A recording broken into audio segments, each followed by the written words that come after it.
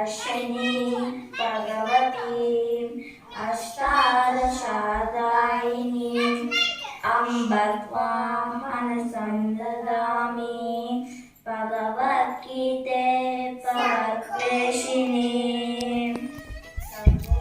नमोऽस्तुते व्यासविशालबुद्धे पुल्लारविन्दाय कपटनेत्रा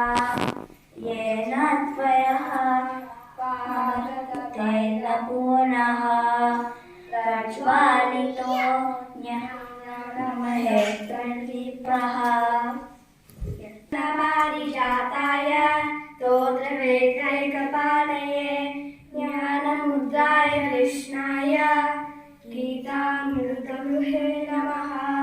सर्वोपनिषदो गावो प्रोक्ता गोपालनन्दनः वत्ससुतिर्भोक्ता तप्तं गीतामृतं महत् वसुदेवसुतं देवं कंसचाणूरमर्दनं देवकी परमानन्दं कृष्णं वन्दे जगद्गुरुं भीष्मद्रोणतथा क्षेत्रजलान् गान्धारनिरोधलां शल्यग्रहवती कृपेण वहनी करणेन वेलाकुला अश्वत्थामविकरणघोरमकरां दुर्योधनावर्तिनी सोदीर्णा खलु पाण्डवै रणनदी कैवर्तकः केशवः